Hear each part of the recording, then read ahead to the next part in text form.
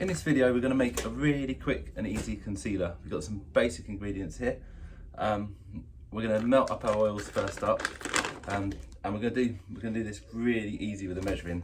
There's nothing particularly dangerous in here, so it hasn't got to be perfectly accurate. Obviously if you're making it again and again and you have a formula, working to complete accuracy does make it a lot nicer, but just for the sake of showing how it's done, we're going to put this together like this. So we're going to work with these spoons. So we're going to put 2 serving spoons of jojoba oil. You can use any old oil, but obviously use oils that work well with your skin. Jojoba is good because it mimics the sebum of the skin. We're going to take some glycerol stearate SE. This is self-emulsifying glycerol stearate. It makes it just a little bit easier to work with when we've got quite a low amount of water that we're going to have in our formula. We're going to take approximately a spoonful, so we're going to pour that in. And then we're going to take a little bit of acetyl alcohol, which just help the emulsification, about the same, another spoonful. It'll help the emulsification and help it spread nicely on the skin. So we've got those mixed in. We've also got a little bit of this. It will just add a little bit of smoothness and niceness to the formula. So bisodicyl, it rolls off the tongue, bisodicyl glycerol polyactopide 1. And really we're just going to, because we're only making a little amount, show it the tiniest amount in there. So we're going to get those mixed together nicely. Just crunch down any bits of the powder of the glycerol stearate that you got, just to help melt it a little bit quicker. And that is our entire oil stage. So we'll put this in the microwave. We'll give it a couple of minutes. I'll tell you exactly how long this took in a minute.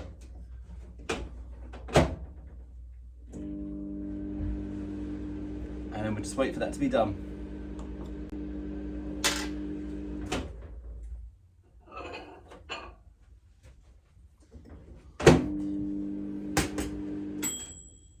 So here we have our melted oils there and our emulsifiers.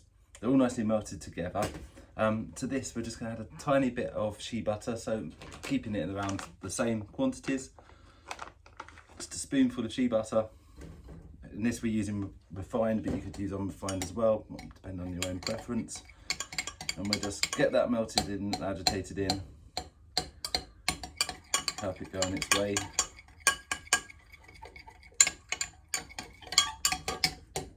And then we'll pop that back in the microwave. The previous lot took just a little over a minute on full power. So we'll put that in for about 45 seconds and we'll just wait for that to be done. So that should be about right now. So we'll take this out of the microwave, and as you can see, we've got a lovely light golden oil there.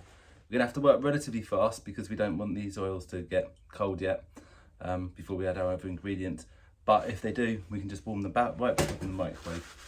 So a relatively simple formula. We'll just wipe our spoon off, and we're gonna add a spoonful of witch hazel. This will give it some nice astringent properties onto your skin. Just pour that in. As you can see, it's already started to emulsify inside of the small bit, so we have to work relatively quick. And some aloe vera to help just soothe your skin as you put it on. Once again, another teaspoonful. And then we'll get that mixed together. Right, we're putting both of those in cold. You could warm them slightly, but the cooler we can do it, the better we keep the properties. If you wanted to preserve this now, you'd also, when you get under about 40 degrees, add your preservative to it as well if you want to keep it. If you're trying to make relatively natural cosmetics and avoid preservatives, then as long as you keep this in the fridge and use it all up within a week, you should have no problem, no requirement for a preservative. So you can see the cooling of that has already helped it emulsify, and we're already going to a nice yellow creamy colour, and that's going together lovely. So now we'll just wipe our spoon off, and to help make the concealer, all we're going to do is add a bit of French green clay. We could add some red clay, some pink clays. We could blend some together to try and get the tone that you're looking for. So I'm going to add about half a spoonful into this mix, maybe a little bit less. Put that in there and then give it a good stir and cool it. And then when I'm happy it's all mixing nicely, which obviously is making a bigger vat, it might be easier to use a whisk or sort of power whisk. I'm not going to stop mixing, and then we've got a bowl of cold water here to make a sort of cold bain-marie, and we're just going to keep mixing to speed up the cooling. And that is all we're going to do. As I said before, if we was going to make a, if we was going to preserve this, we would do it probably in about a minute's time from now as this cools down. The waxes will help emulsify it. The butter, the shea butter we put in, will make just give it some thickness and obviously some nice fatty acids from the shea butter itself. It's important to try and cool this quite quick. The shea butter, although we only put a small amount in, will add a bit of graininess if you don't cool it quick. If you let it to sort of naturally sit around, you'll get a bit of graininess. Cool it quick, it's just the way that the fatty acids reset within the butter. So as long as you work fast and cool quite quick, you're absolutely fine. But if you do once again get the graininess, warm it up and it'll soon go. So now it's had time to cool. We can see the consistency is pretty perfect. You can put it in a squeezy tube, in a little jar, just dab your finger in it. It's a consistency, breaks down really lovely. Obviously you can use pink glaze, red glaze, some kaolin, just to adjust the colour, obviously to suit your skin texture and what you're trying to achieve. So I'm just going to pot up what we made into a small 30ml pot. So here we are, we'll just push that into it like so. Really could do with a slightly smaller spoon. And we just get that pushed in. If you've got tubes, it's also quite a nice way to apply it.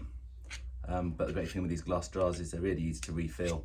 And if you want to keep it a bit more eco and reuse your packaging as well, means you can fill them back up as you've used them. And there's no packaging waste. Just do that a little clean up. So you can see we've got a lovely finished product here. It's really nice texture. Flies really nicely.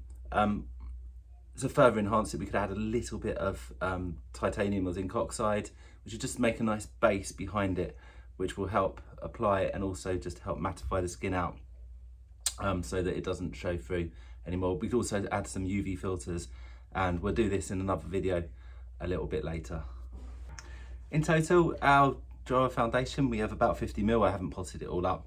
We have about 50ml here, completely natural formula, and this has cost you just under 50p to create, a little better than a high street. And obviously you can avoid the preservatives, you can be nice and eco with the packaging. It's the perfect thing, and really just took 2-3 minutes to actually create.